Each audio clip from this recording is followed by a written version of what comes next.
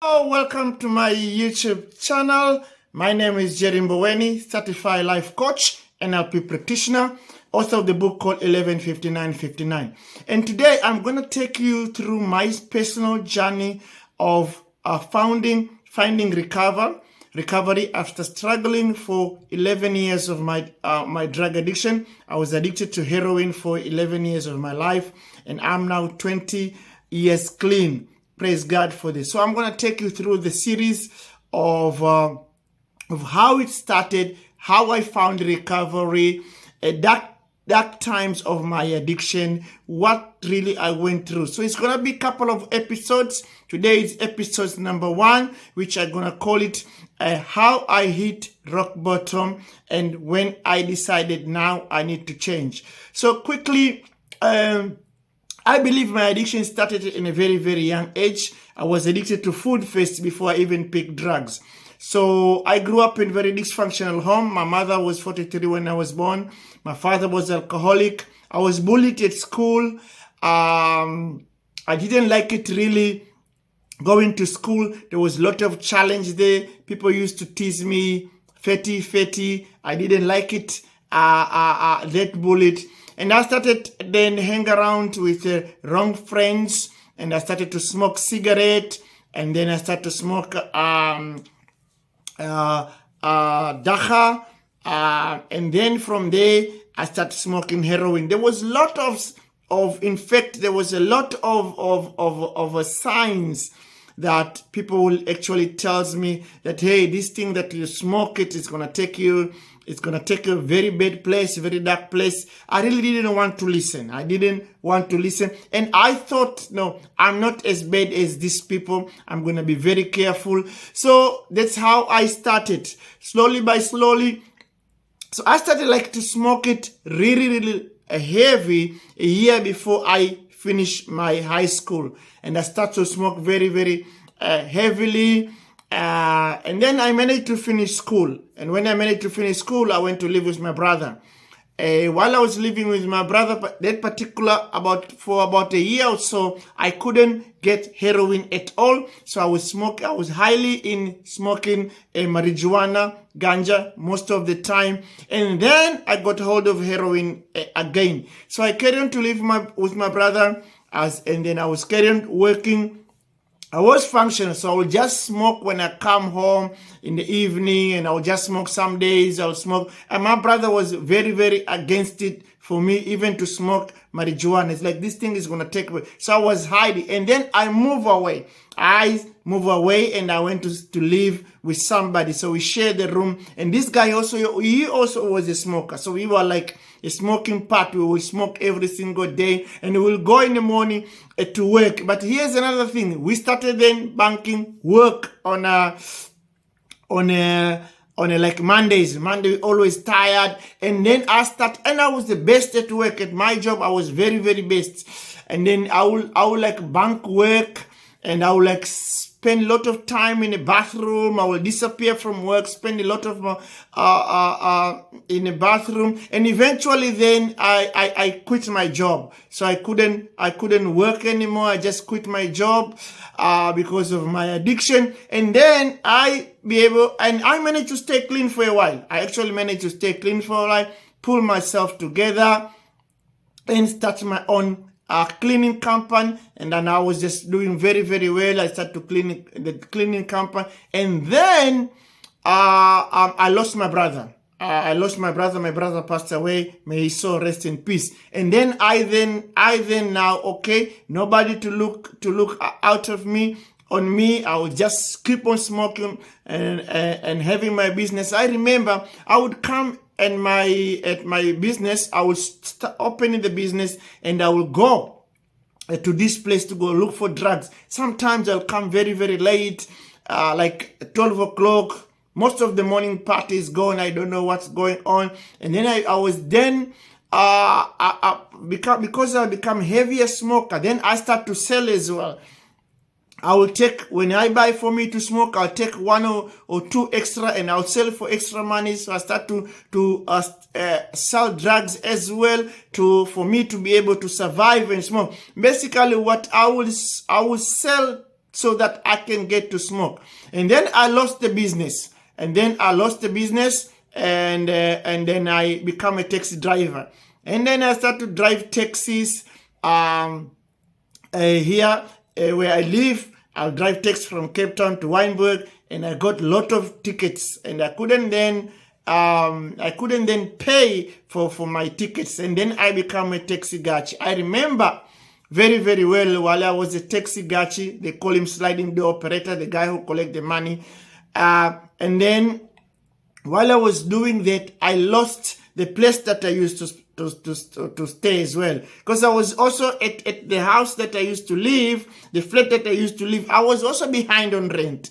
So I remember this owner of the house one day came to me of this flat, and he said to me, I'm kicking you out, you must pay. And he said, we close all the windows. She closed all the windows, and I, as I helping her to close the window, I opened one window. I let one window open without locking, and she locked inside. You can't get, you must come pay me before you leave, you come to my flat. Until then, I didn't yet click out. I just believe that one day I can be able to stop these things on my own. And I tried a couple of times to stop on my own, but I couldn't. So she locked the room, and then I'll come at night and I'll enter on my flat that I'm at. I'll open the window and I'll enter through the window. I think I've done that for 2 months, and the owner of the flat said, no, I can't let you live here anymore. Come and remove your stuff. I managed to get a friend of mine who had a place, but he didn't have furniture. So I took these furnitures to him, and we stayed there, and I start selling this. And that guy also, unfortunately, he went to prison. I lost those furnitures that I left it. So then I become around in a taxi rank, asking to drive here and to drive there.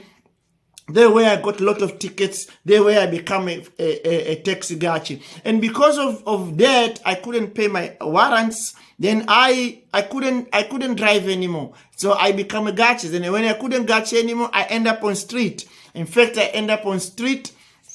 The first day I arrive in a place called Langa. Here I arrive to these guys, and they say, guys, I can't gachi anymore. I need money to smoke. They say, no problem, we'll show you how to make money here on the street. And remember, that place that I went there, before I went there, when I have nothing, I used to go there with my car. The time that I had business, I would smoke. I would see people who comes from hustling, from begging. I would see them. I would buy the stuff. So when I entered there, those people, they knew me. Say, hey, this is the guy that used to come with his car here and smoke. He's now smoking with us. So I mean, he's now doesn't have money with us, asking here and asking there. So they took me to places to show me how do they make money. I'll never forget it. The first day, they say you go to that house, you ring the bell, you tell them who is your name, and then they will give you money. I went there, I ring the bell. Men came out, and I said, I'm here. I'm looking for a small donation, and they gave me that donation, and I started now become a beggar. I will go house by houses looking for the money, and then we'll walk back to Langa from these areas that we used to go and beg for the money, and we'll go back to Langa, and we will smoke, and we'll go back then again. It says up and down every single day.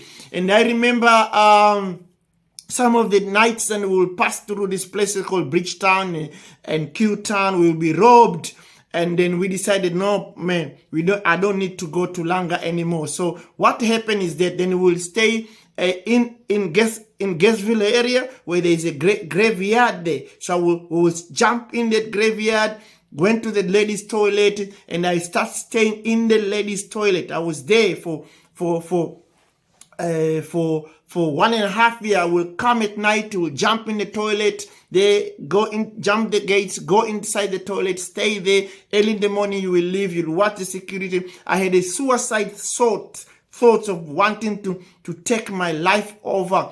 So sometimes you'll walk whole day, you don't have money. I was hungry, I was dirty, I was tired. Winter was winter time, it was worth it. I remember yesterday when here in Cape Town now, as I was shooting this video, it is very, very cold. So yesterday I had the privilege to go to speak in a shelter. I saw a lot of the homeless people in the shelter, and I shared my story. I say it was winter 2003 that made me to say next winter I'm not gonna be here. Things was difficult.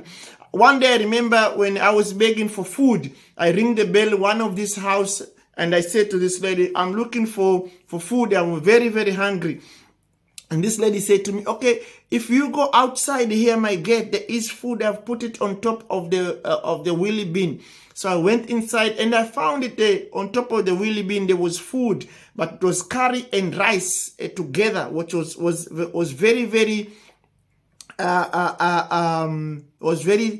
melt, like it was ice, because it's come from the freezer. So I went back and I asked the lady, if you could please put this food in a microwave or warm this food for me, this food for me that I can be able to eat. And this lady said to me, no, Jerry, we can't put the food which come out of our on a wheelie bin to our microwave.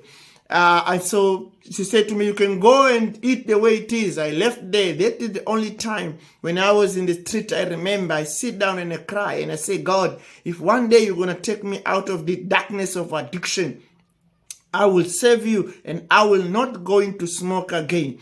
Until then, I didn't know how to do it. I tried on my own. I would stay six days clean. I would remember even that I'll be going to the doctor, to the GP.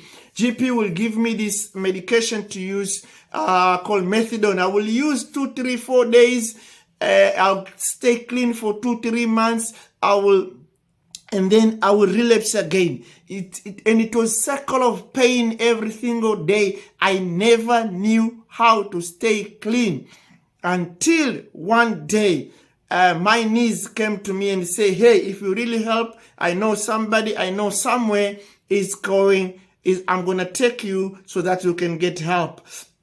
I was so grateful. So on my next episode, I will share to you how I started my help. But this was just to show you my dark days of addiction and how I reached the rock bottom, living on a graveyard. And you need to understand, I think it was Pastor John Stroups once said, rock bottom is a state of mind, is not a place. My rock bottom for me was a graveyard. Somebody rock bottom can be just when they lose the job. It depends. It's a state of your mind. Because once your mind says, I had it enough, it doesn't matter. You still got a car, you still got a job. You can still say, I had enough. So rock bottom is always a state of mind, not a place. I've reached rock bottom when I lost everything and I was living in a graveyard and have all those challenges. I hope this video has helped you. Please don't forget to subscribe, hit the notification button, and wait for a second episode, which I'm going to drop it for you so that you can. And also leave a comment down below and share how did you like this video. Thank you very much for always coming back to watch my video. God bless. Bye for now. Peace.